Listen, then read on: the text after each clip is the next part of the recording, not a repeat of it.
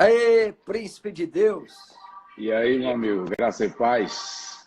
Pastor Brandão, obrigado pelo seu carinho e nos atender, meu amado. Uma alegria, meu amigo. Sempre bom estar contigo e é sempre bom aprender também com você. Hoje Você é hoje eu que vou aprender com o senhor, viu? Sinto que estamos aqui para aprender juntos. Tá. E aí, Queridos, tudo bem? tudo bem, meu pastor? Tudo bem. E o É senhor, como está a maravilha. Bahia aí? Está melhor aí? Como é que estão as E, notícias? irmão, a situação é complexa. A situação é complexa, estamos parados, enclausurados, Oh, meu né? Deus. Mas confiando em Deus, fazendo tudo online, cultos, visitação, aconselhamento, tudo. Brandão, Ontem, ontem eu fui ao supermercado para comprar alguma coisa para o meu pai, inclusive. Cheguei sim, lá, tinha controle de acesso, fila, só sendo liberado por alguns números. Uma coisa assim bem complexa. Que Deus nos ajude. é verdade. Meus irmãos, deixa eu apresentar aqui esse príncipe de Deus, pastor Josué Brandão, presidente da Assembleia de Deus, Cristianismo Sem Fronteiras, conferencista internacional, escritor, não é? Um dos pregadores mais gabaritados da nação brasileira e do mundo, né? Pastor Brandão tem pregado em vários países do mundo, não é? E dignifica com a sua vida, com o glorioso ministério que Deus lhe deu, o pentecostalismo clássico. Então, Pastor Brandão, é uma honra tê-lo aqui nessa live.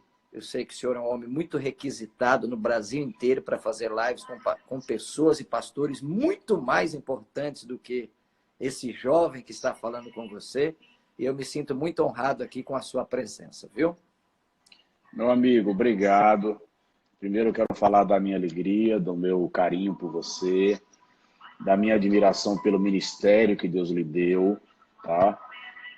Obrigado. Eu particularmente lhe classificaria naquela lista de Paulo aos Efésios como um ministro mestre, e é o detalhista, o que descobre as informações que estão nas entrelinhas do texto. É muito bom ter você como amigo, companheiro e de vez em quando consultá-lo para esclarecer alguns pontos mais sombrios. Estou feliz. Muito obrigado pelo carinho e a vocês que estão agora acompanhando já esta live do Pastor Marcelo. Eu estou aqui só de caroneiro. Eu sou passageiro aqui, mas eu quero dizer para vocês que vocês estão sendo bem servidos e orientados nas informações bíblicas tão pontuais e diárias que ele tem nos passado. Uma alegria estar contigo. Que honra, pastor Brandão, ouvir isso do senhor. É uma honra para mim e eu tributo a Deus aí a glória e o louvor pelo seu lindo ministério, pela forma principesca que o senhor sempre nos tratou e a palavra é sua, tá? Nós vamos abordar hoje uma série que o pastor Brandão tem pregado na Assembleia de Deus Cristianismo Sem Fronteira, as portas de Jerusalém. É lógico que ele fala pelo menos uma hora de cada porta, com essa mente, essa oratória brilhante, né? Eu mesmo sou encantador da oratória do pastor Brandão, aquelas tiradas de microfone que ele dá, é algo muito peculiar, não é? Sei, né? E Brian Chappell, doutor Brandão, disse que a oratória é a capacidade de converter ouvidos em olhos, né?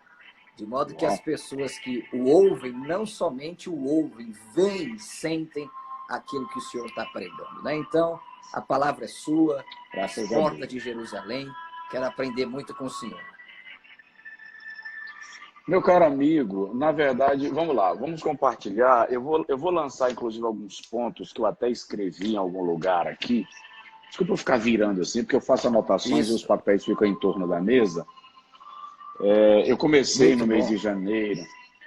Todo mês de janeiro, fevereiro e março, nós temos uma série de mensagens, todas as terças, que eu chamo de Enchendo os Cestos. Então eu prego Enchendo 12 cestos. semanas enchendo os cestos, com base naquele milagre que Jesus fez da multiplicação dos pães e sobraram 12 cestos cheios, né? Então, cada ano a gente aborda uma série de 12 mensagens dentro de uma temática E esse ano começamos a abordar sobre a restauração de Jerusalém, encabeçada por Neemias, né? Sim. E nos concentramos nas 12 portas de Jerusalém. Até porque, eu quero já começar destacando algo, só agora eu vim perceber nessa série de estudos que o camarada que reparava as portas, não só reparava as portas, ele tinha o dever de construir a porta e a muralha até certo ponto em direção a outra porta, quando o outro reconstrutor também já estava vindo com a muralha na sua direção e eles se encontravam. Olha, E aí, puxa, de maneira que, muito extraordinário, de maneira que Jerusalém, as muralhas de Jerusalém foram reconstruídas concomitantemente, porque eram puxa. famílias, cada família era responsável por uma porta, né, por um trecho da muralha, de modo que quando ela fechou de uma vez só. Olha, que Né? coisa linda, hein? Isso é muito extraordinário. E aí a gente vai... Vamos lá, vamos compartilhar algumas informações, você vai enriquecer muito essas informações a partir do conhecimento da língua mater, da língua materna. E vamos Uhum. lá. Eu comecei, como nosso tempo é curto, eu Sim, comecei pela porta do gado, também chamada de porta das porta do gado. ovelhas. Isso. E também é Exato. chamada de porta das ovelhas, porque, segundo a tradição, por aquela porta passavam os animais que seriam sacrificados nas oblações do templo. Né? Também ficava Exato. perto da porta do gado o tanque de Bezetá, ou Betesda. Então, Isso. ele tanto fala de consagração quanto fala de misericórdia. E algo que nós precisamos, inclusive, aprender e praticar na vida cristã, tanto consagração quanto misericórdia. Então, vamos lá. Acrescente Olha aí. informações para nós aí. Vamos enriquecer esse pessoal que está com a gente. É muito linda essa informação que o senhor deu, porque a porta das ovelhas nos dá uma grande lição, que nós temos que ser ovelhas do bom pastor, né? E como ovelhas do bom pastor, a ovelha pelo menos tem duas características, né? Ela é um animal míope, não é? Ela não tem uma visão ampliada, exatamente. A ovelha é um animal míope, ela não consegue enxergar longe, por isso que ela precisa do pastoreio do pastor, né? O pastor precisa cuidar da ovelha, né? E a ovelha também por si só é um animal assustado, né? Ela teme, qualquer coisa espanta ela. Então, isso nos fala que nós precisamos ser ovelhas e não bodes, não é? A gente tem Exatamente. encontrado aí, pastor Brandão, com a sua experiência pastoral, muitas pessoas que querem se transformar em bodes, né? Nós somos pastores de ovelhas e não de bodes. Exatamente. Lamentavelmente tem até hiena, quanto mais bode. Ah, mas vamos lá. Deixa eu falar, pastor. Uma outra curiosidade interessante aqui do pastoreio, do contexto judaico, e você pode Sim, confirmar, acrescentar, enriquecer a informação, é que justamente por a ovelha ser um animal míope, ou seja, a visão dela é curta, o pastor de sim, ovelhas normalmente não ia atrás do rebanho, como é o costume na cultura ocidental, né, de o vaqueiro tocar o rebanho.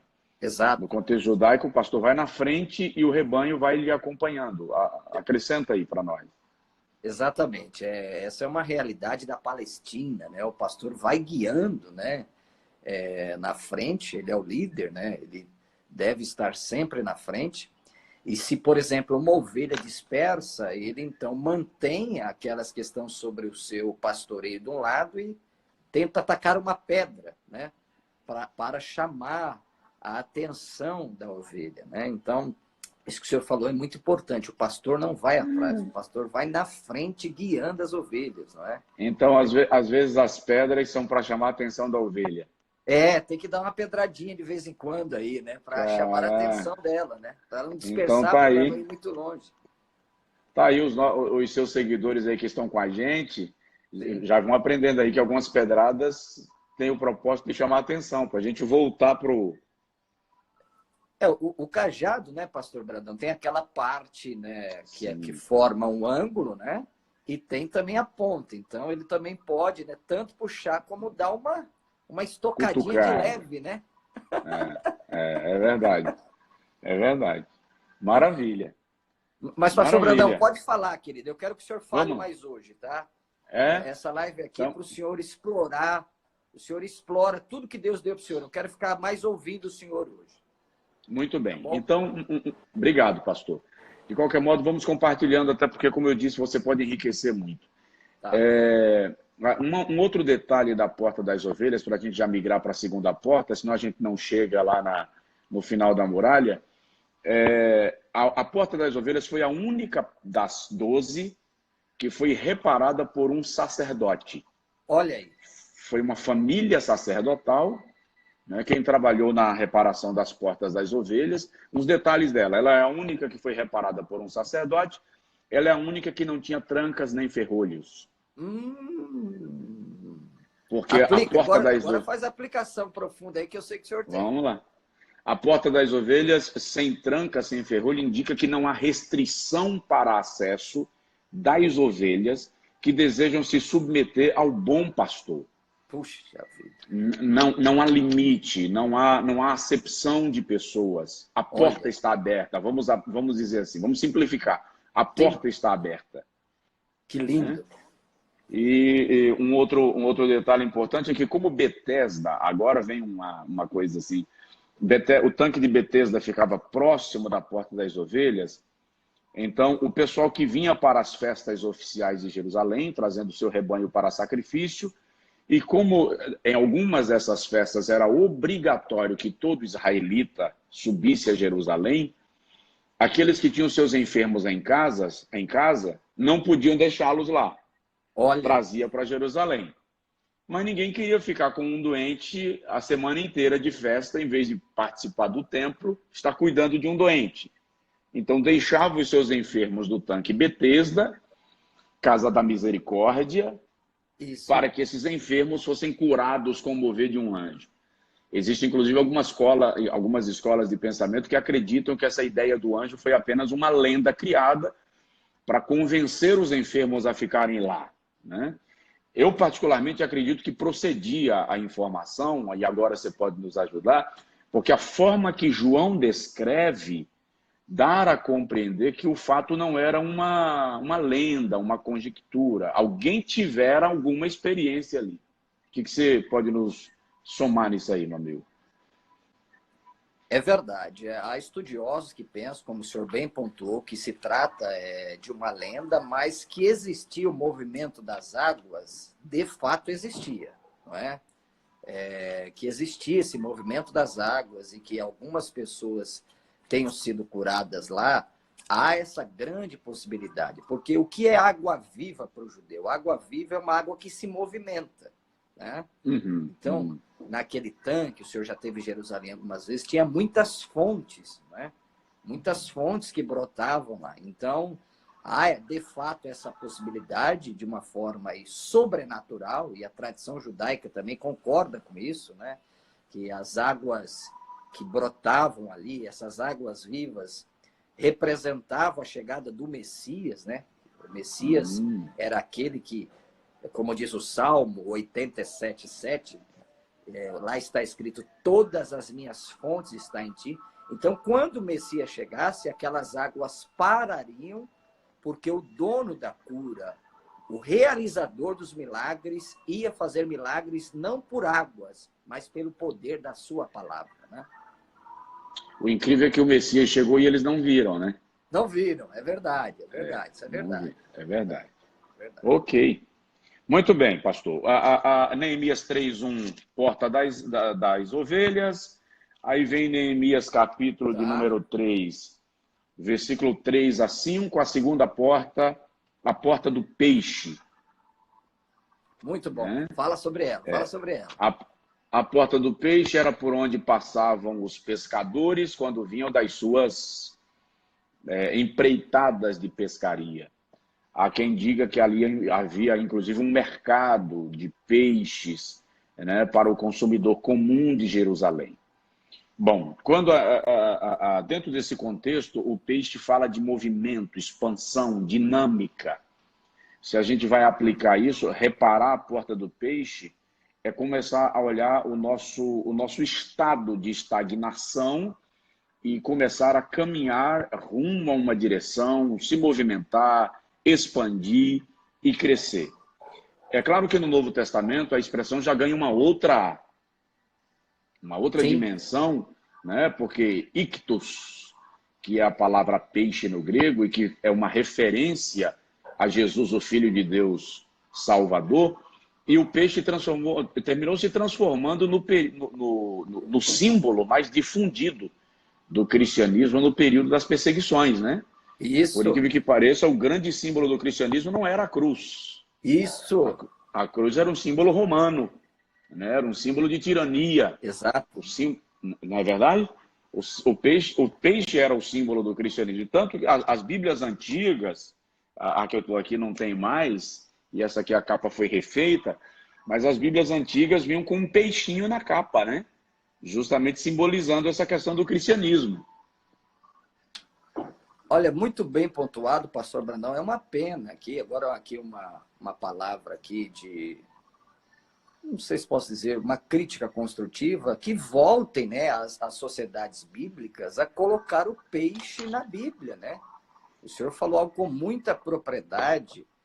O senhor falou sobre ictus. O senhor sabe que a palavra ictus é um acróstico, né? O senhor sabe, né? Sim, sim. Ictus é um acróstico, né? É. Iesus, Christus, Theos, Huios, Uno Soter, né? Jesus Cristo, Filho do Deus vivo, único Salvador, né? Então, isso precisa ser restaurado. Eu também tenho, acho que eu não trouxe aqui uma pena, eu guardei a minha que meu saudoso vovô me deu quando... Pode falar, é porque eu estou procurando ver se eu encontro alguma aqui que tenha os Ah, símbolos tá, do desculpa. peixe. Eu pensei que o senhor estava Pode atendendo falar. alguém aí. Não, não. Então, é isso mesmo, né? O peixe é um dos símbolos do cristianismo, né? Eles, nas antigas catacumbas de Roma, né? Quando algum irmão se encontrava nas catacumbas de Roma, naquele célebre livro de Benjamin Coste, né? As Catacumbas de Roma, o senhor deve ter. Pessoal, eu estou com inveja dessa biblioteca do Brandão. Olha, isso aí é um oásis da palavra, minha gente. Eu acho que eu tenho uma Bíblia ali, pastor Marcelo, que tem o peixe. Deixa eu te Pega mostrar lá, essa Bíblia aqui. pega A lá. gente aproveita e deixa eu te mostrar essa Bíblia, até porque ela é uma relíquia muito, muito importante, muito Olha aí, pessoal, extraordinária. que riqueza essa live. Vamos lá. Isso aqui é uma Bíblia, tá? De 1611. É mesmo? Ela foi. É a Eu versão do Rei ganhei. Tiago? A versão do Rei Tiago?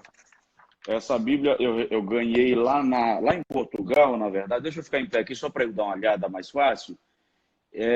A Universidade de Ah, Oxford estava, vamos dizer, liberando alguns livros antigos e tal, que ela tivesse exemplares demais. E aí um amigo lá de Portugal pegou esse exemplar da Bíblia, disse que lembrou de mim, puxa. né? E guardou lá e me trouxe. Ela é a Bíblia com notas. Reverendo Joseph Knight é quem faz as anotações de comentários. Sim. Né? Estou procurando o peixe aqui, mas parece que ela também não tem o peixe. Ah, Né? Mas é mas isso isso aí, é... ela pesa mais ou menos uns 14 quilos. Rapaz, é quase 30% do peso do Marcelo, viu, Brandão? Eu pensei que ela tinha o peixe, ela não tem.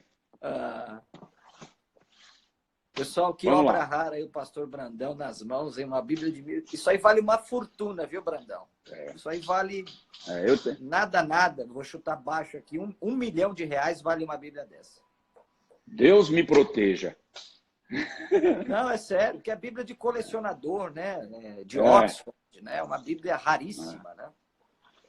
Essa aqui, o pastor Marcelo, é de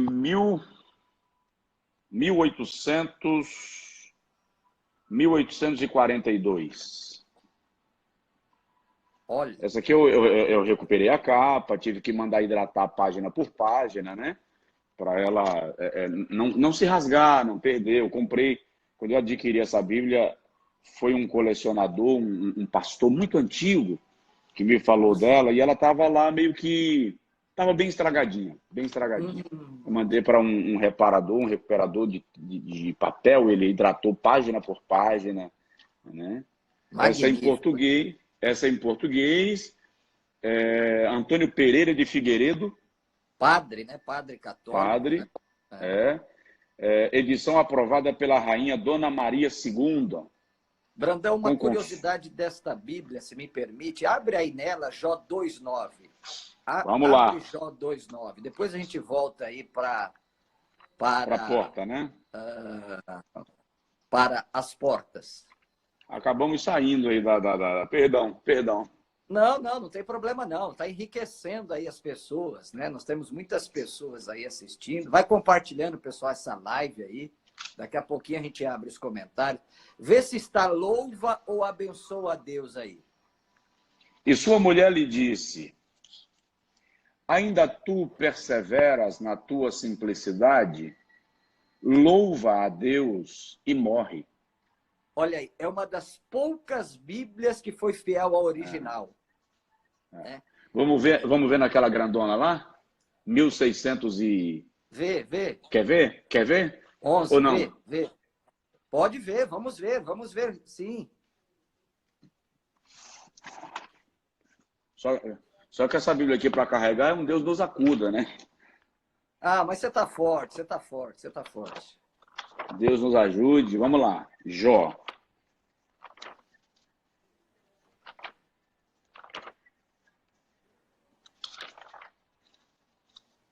Essa aqui, o manuseio tem que ser cheio de cuidados por causa do tempo, né? Exato, exato. Jó 2:9. Exalta. Então, você vê a perfeição aí das traduções. Não que as traduções modernas não são boas, né? Mas essas traduções mais antigas foram fiéis ao original. Ontem eu estava com o Luiz Saião, que o senhor conhece, é o maior hebraísta do país, né? E eu perguntei isso para ele, né? Saião, por que o texto de Jó 2:9 diz Barer Elohim Vamut? Literalmente, Barer vem de barar, abençoar, louvar, engrandecer. E as nossas Bíblias traduziram por amaldiçoa Deus e morre, né? Ele falou a questão que ela estava ironizando, mas aí ele pontuou no final dizendo os maiores eruditos do mundo, como William Gesenius, Caio e Delite, e tantos outros comentaristas, diz que, na verdade, o que ela está querendo dizer é justamente isso que o padre aí acabou de dizer. Figueiredo. Padre Figueiredo, exatamente. Tem outro também que chama Mato Soares, que também fez a tradução Sim. perfeita.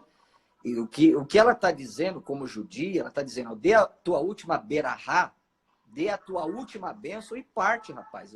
É o fim para você. Ela reconhece Deus e se entrega. Isso, ela não mandou amaldiçoar a Deus em hipótese nenhuma. Ela disse, louva, bendiga e exalte o Senhor. Então, inclusive, amado, pastor... Se Deus tocar no seu coração, eu aceito doação dessa Bíblia aí, viu? Sim, senhor. Sim, senhor. Inclusive, quando ele olha para ela também e diz, como fala uma louca, falas tu, ele não está condenando Sim. ela como se ela fosse ímpia, como se ela fosse sem temor de Deus. Ele está fazendo um paralelo de comportamento circunstancial, temporário. Concorda? Muito bom, muito bom. Louca ali é naval, mas naval tem dois sentidos em hebraico. Tem o sentido de louco mesmo, mas naval tem o sentido assim, você está falando sem entendimento. Você não está falando coisas apropriadas, entendeu? É nesse sentido. Mas, Brandão, vamos voltar para as portas que você estava indo tão bem e a gente fez esse gancho e voltamos, né? Vamos lá. A primeira porta que nós trabalhamos... Amém. Foi a porta das ovelhas, a porta do gado. A segunda porta, a primeira fala de consagração, de sacerdócio, né, de misericórdia. Isso. Aponta para o próprio Cristo, a porta por onde as ovelhas passam e tal. A segunda porta, a porta do peixe, falando aí de movimento, expansão, crescimento, numa referência a profética a Jesus Cristo, né? O Ictus, o Jesus, Filho de Deus, único Salvador. Né? A terceira porta que eu trabalhei com os irmãos na série de mensagens foi a chamada Porta Velha. Ei, essa é boa, hein? Essa eu quero que o senhor fale bastante dela, viu? Ou, em algumas traduções, ela é chamada de Porta da Antiga. E aí o que me chamou a atenção é que a expressão Porta da Antiga é uma menção indireta à antiga cidade de Salém. Olha, não sabia dessa informação, hein? Preciosa. Ela também é chamada de Porta da Esquina, né? Em alguns textos bíblicos, por exemplo, 2 Reis, capítulo 14, versículo 13, é chamada de Porta da Esquina, mas os textos mais antigos, que chama de Porta da Antiga, está fazendo uma menção à antiga Salém, portanto, antes de ser Jerusalém. Há até quem acredite, entre os intérpretes judeus ou do judaísmo, que essa porta pode ter sido a porta principal da cidade de Salém, que era a cidade de Melquisedeque. Né? Puxa. E aí, se a gente for atrás de Melquisedeque, nós vamos encontrar algumas lives aí para fazer, que primeiro ele surge, né?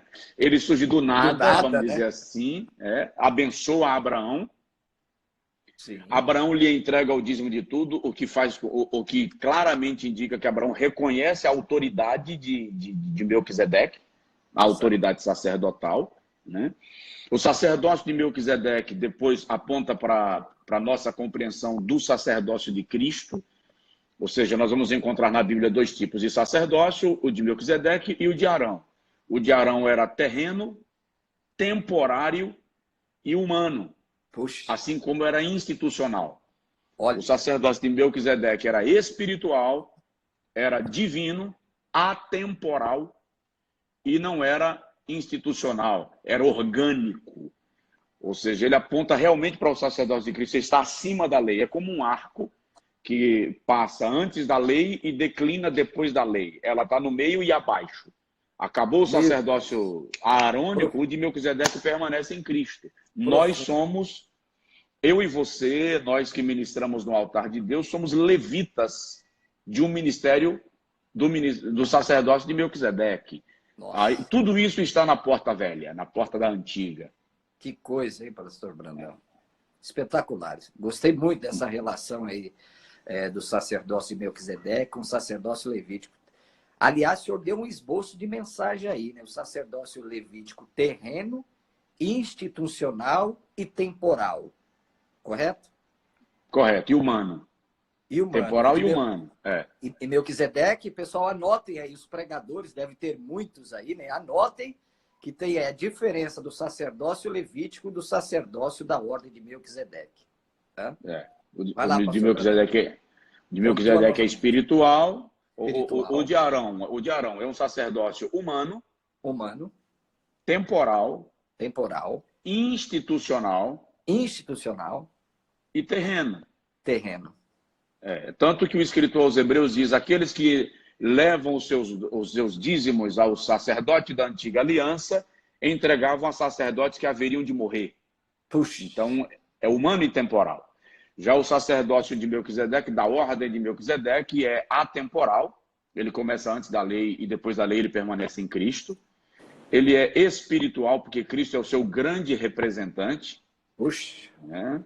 Ele é espiritual, atemporal, divino, porque ele é manifestado direto do próprio céu na pessoa de Cristo Jesus, e é orgânico, porque ele não trata mais da instituição, da religião, da lei, dos ritos. Ele trata agora do corpo, do organismo.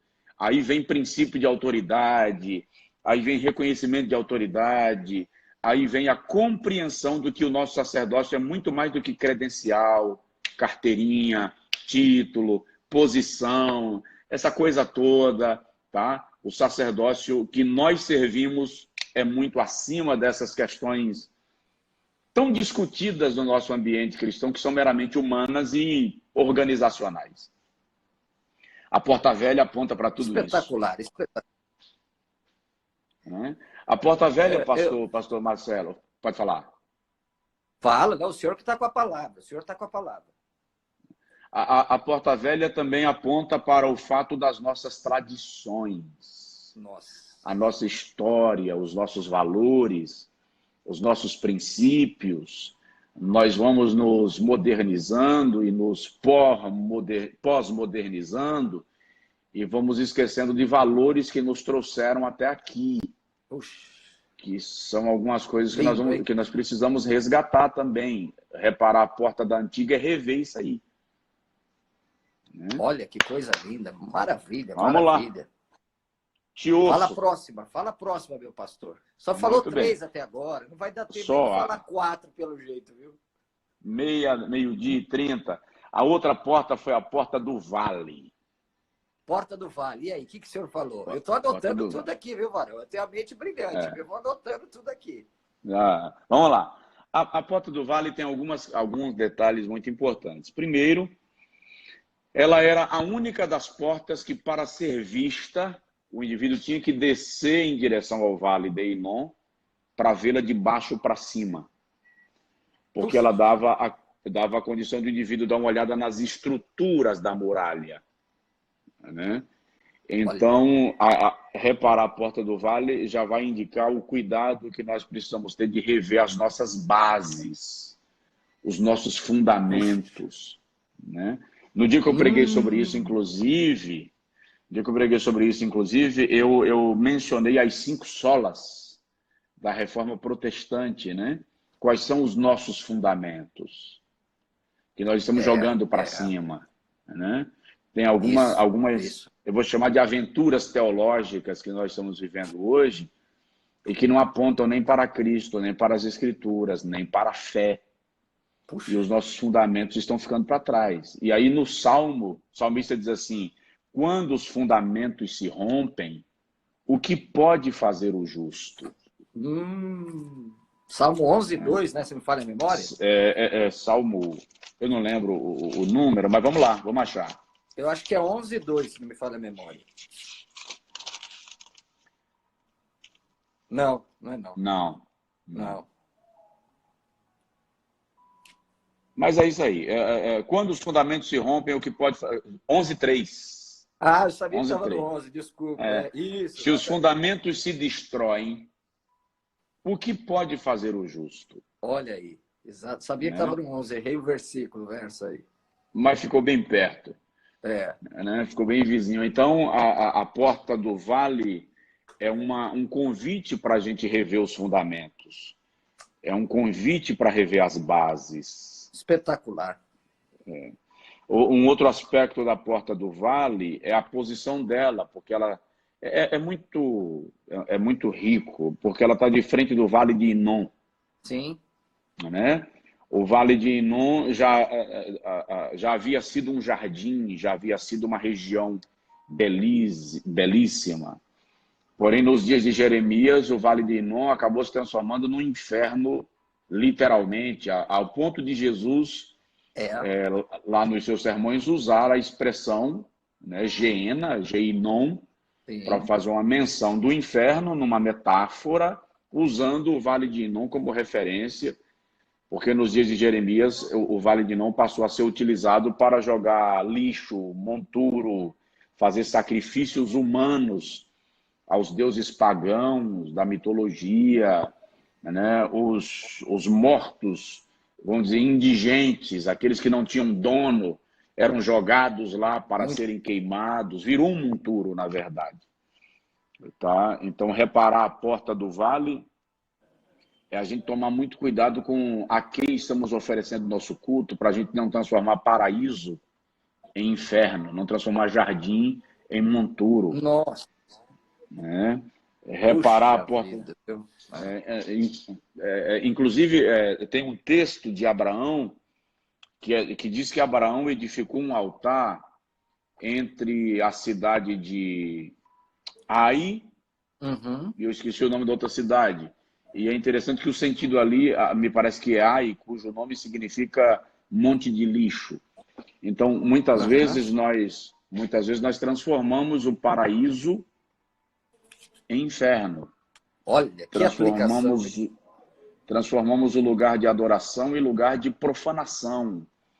Então, reparar a porta do vale e dar uma olhada nas nossas bases, justamente para nós não começarmos a adoecer a partir da raiz. Olha.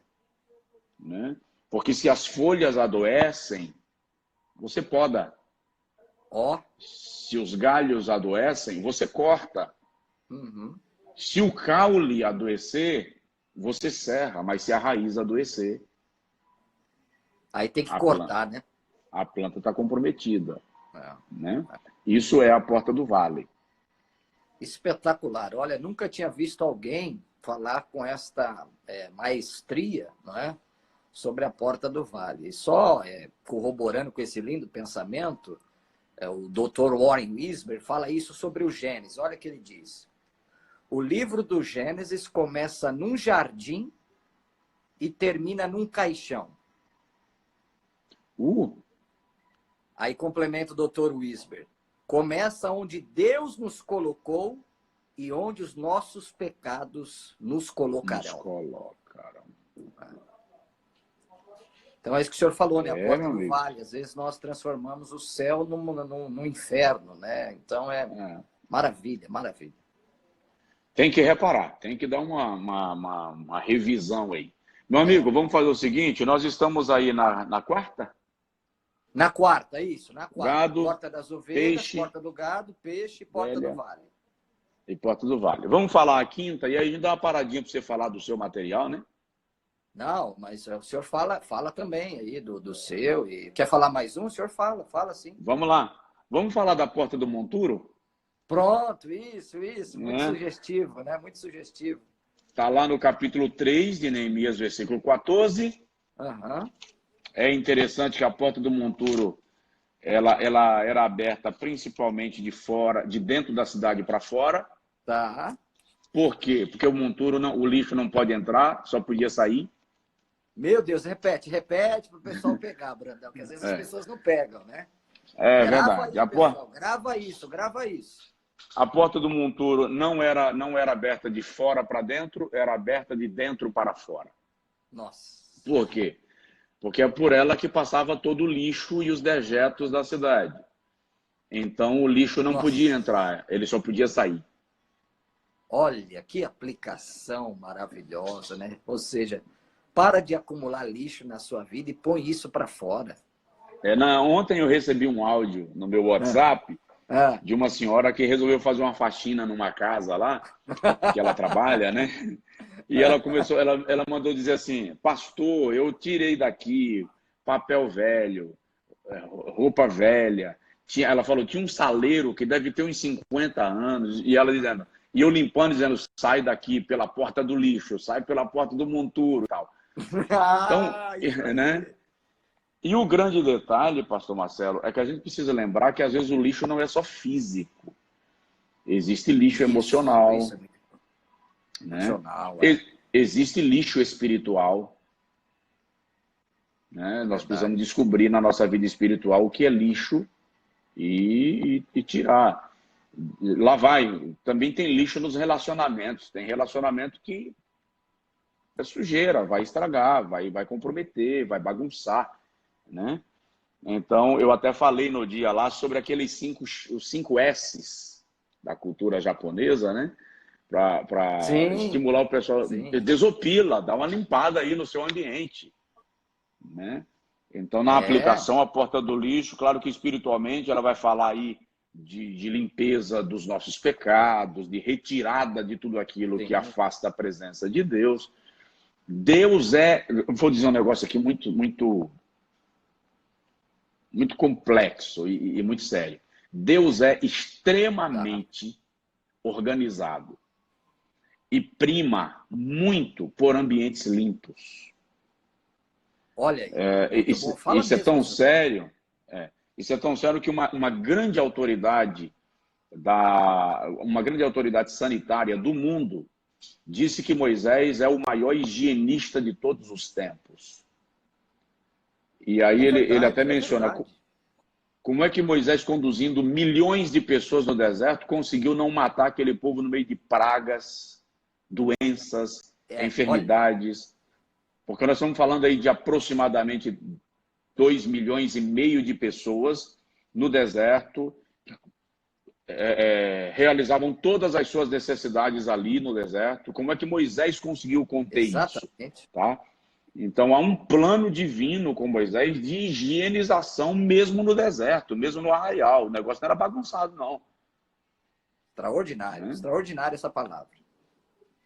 Então, você que está acompanhando a live aí com a gente, pelo amor de Jesus, quando terminar essa live, aproveita a quarentena, né? Pastor, eu não estou aguentando mais ficar dentro de casa, pastor, estou perto de correr doido. Não, não, não, não, não, não, não. Aproveita a quarentena, dá uma arrumada no escritório, dá uma arrumada na biblioteca, Verdade. dá uma arrumada lá na área de serviço da casa, né? Vai naquela despensa no chamado quarto de entulho.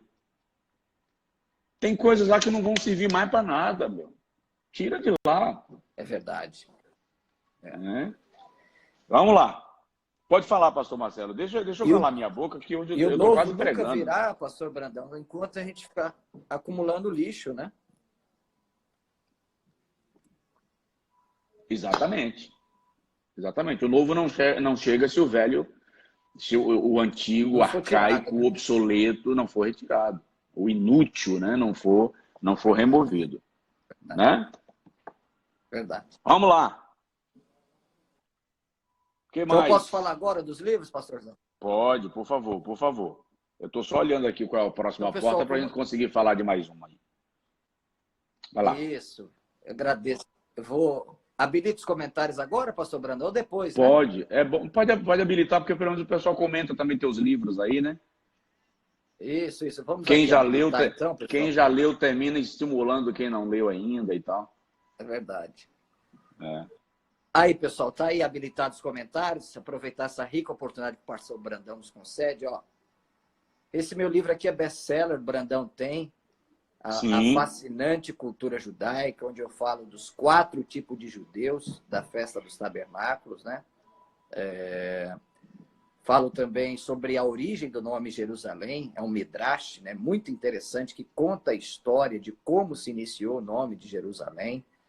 E na primeira genealogia da Bíblia, pastor Brandão, deixa eu ver se eu consigo pegar a página aqui, só um minutinho. Vá, por favor. Uma profecia do Messias na primeira genealogia da Bíblia. A minha cara vai sair um pouco, mas só para vocês tentarem verem aí, eu não sei se vai conseguir visualizar, ó. Eu estou falando aqui. Lá tem 10 nomes, pastor Brandão. Adão, Sete, Enoche, Canaã, Mahalalel, Jared, Matusalém, Lameque e Noé. Quando eu peguei o significado de cada nome, formou uma profecia, que é uma profecia do Messias, pastor Brandão. Né? Ao homem é apontada mortal aflição, mas o Elohim bendito descerá, ensinando que sua morte trará ao desesperado o conforto e o descanso. Né? Então, é muito extraordinário esse livro. Né? Nós falamos aí da cultura judaica, esse aqui que eu falei da última vez, os mistérios da língua hebraica, né? Sim. Muito rico, onde nós exploramos a riqueza do texto original. Por exemplo, por que no ritual do leproso era usado o cedro e a grama, né? Era usado esses 2 tipos de árvore. Veja que interessante, cedro e grama no ritual, e um pássaro era posto em liberdade e outro pássaro era esmagado, morto. E aí a cultura judaica começou a debater isso. Por quê? Porque um pássaro é posto em liberdade e outro é morto, e porque cedro e grama. Olha a profundidade dos judeus, pastor Brandão. Porque o pecado da lepra era tsaraat, né? Era a pessoa que falava mal da liderança, o caso de Miriam. Miriam ficou leprosa por causa de Saraat. Né? Então, a lepra era um pecado da língua, chamado Lashon Hará. No hebraico se chama Lashon Hará. Então, Deus está dando uma instrução ao leproso. Você vai ter que usar um pássaro porque você está chiureando como pássaro. Então, eu vou usar o modelo do pássaro para você aprender a falar. Se você falar para a vida, você vai ter liberdade. E se você falar para a morte, o pássaro vai ser morto, né? Então tem essa lição. A outra, pastor Brandão, para a gente voltar para a live. Por que cedro e grama? Cedro é uma das mais altas árvores. Geralmente, quem fala mal do próximo se considera mais alto do que ele, melhor do que ele, mais inteligente do que ele. Por isso que é cedro. Aí Deus disse assim, para você não se sentir como cedro e pensar que você é melhor, você vai rastejar como a grama. Isso tudo está nesse livro aí? Isso está, exatamente no livro Os Mistérios da Língua Hebraica e o Ritual de Purificação do Leproso. E esse aqui, Brandão, para a gente encerrar, que eu vou mandar de presente para você, não sei se você tem esse aqui, você tem esse meu aqui? Não. Reflexões sobre Paulo, tem o prefácio do Luiz Saião, tá? É um livraço também, que eu falo sobre o anticristo, né? Nós estamos aí vivendo a iminência aí do fim, né? Quem será o anticristo? Quais os sinais da sua vida? As 4 imagens do ministério, a pregação de Paulo no Areópago e outros que não dá para a gente falar aqui. Então, as pessoas que quiserem aí e desejarem, entre conosco, por DM, né? Ou pelo site da editora, eu vou colocar aqui, editoracavod.com.br, e tem uma promoção muito especial desses 3 livros aí, tá, pastor Brandão? Obrigado aí pelo carinho, pela oportunidade que o senhor me concede. Não, amigo, é você que está me concedendo. Como eu disse, eu estou de caroneiro. Né? Queridos, ó, editora Kavod, K-A-V-O-D. Isso. Isso, eu vou colocar você aqui. Acessa aí, isso. Você acessa aí e adquire os livros do pastor Marcelo, tá bem? Pastor Marcelo, eu estou lançando uma lição de escola bíblica, tá? Fala dela, pastor, fala dela, tem que falar. Eu não tenho ela aqui, ela está em gráfica, e aí quando veio esse fechamento de comércio, aí parou tudo, mas nós vamos estudar nas 13 lições as doutrinas fundamentais da fé, da nossa fé. Que beleza. Vamos começando desde a nova criatura até o conhecimento da pessoa de Deus. Olha, quando abrir aí, a gente começa a divulgar e as igrejas poderão adquirir para seu discipulado, escola bíblica, pequenos grupos. Excelente, pastor Brandão. Excelente. Espera aí que eu vou... Meu celular pediu bateria aqui, pastor Marcelo. Deixa eu achar a bateria portátil aqui. Tranquilo. Para eu ligar, senão o inimigo peleja e eu saio do ar aqui por livre e espontânea pressão. Essa é boa, livre e espontânea pressão. O pessoal está mandando fazer um kit, pastor Brandão, fazer um kit desses livros. Faz esses aí. 3 livros. Eu vou balançar o celular, tá? Não, tá bom. Esses 3 livros, pessoal, esse kit, A Fascinante Cultura Judaica, Os Mistérios da Língua Hebraica e Reflexões sobre a Vida de Paulo, de R$ 129,90 por apenas R$100, tá bom? E frete grátis para o Brasil inteiro, ok?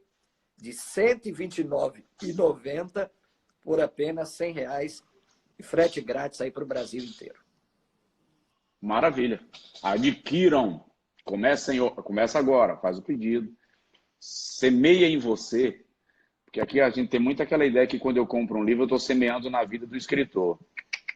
Estou semeando na minha vida. O escritor já semeou na minha vida o conhecimento e agora eu estou semeando na minha vida a aquisição desse conhecimento. Olha aí. Ok, gente? Senão não tem sentido. Do mestre pastor Brandão. Obrigado por essa palavra de apreço, pastor Brandão. Deus te abençoe, meu amigo. Acabou a live, praticamente. Nós só temos aí 7 minutinhos. Então, o senhor faça as considerações finais aí, pastor Santos. Amados, Deus abençoe a todos. Aí. Deixa eu informar. Obrigado, pastor Marcelo. Bom estar com você aqui mais uma vez, em mais uma live. Que Deus nos enriqueça muito. Eu que agradeço. E deixa eu lembrar a todos, alguém me pediu aí, alguém escreveu aí, manda um esboço das portas. Se você acessar o nosso canal no YouTube e colocar lá, nossas portas precisam de reparos, você vai ter as 11 mensagens que eu já preguei sobre esse assunto. Nós estamos na 11ª semana. Puxa. Porque na primeira eu falo sobre o perfil de Neemias como reconstrutor, né? E só da segunda mensagem em diante que eu começo a falar das portas. Ainda faltam duas, que são as duas finais, a porta dos cavalos e a porta Olha, oriental, né? Mas as essa é outras muito 10 já estão forte, hein? lá. A porta dos cavalos vai falar das nossas batalhas, Ah, era a nossas porta por onde cargas, né? entravam os guerreiros. Hã? Das nossas cargas que levamos também, né? Nossas cargas, nossos pesos, né? Exato. E a porta oriental que eu deixei por último a propósito, ela é a mais extraordinária. Para começar, ela não abre, ela está lacrada, ela está fechada com tijolos amarelos, Puxa, pedras amareladas, a mesma pedra de toda a muralha. Deixa só um minutinho falar disso. O rei Saladino, lendo as profecias de Ezequiel, no capítulo 43, viu que essa é a isso. porta por onde o Messias deveria passar. Então, ele mandou lacrar Eita. essa porta para bloquear a chegada do Messias dos judeus.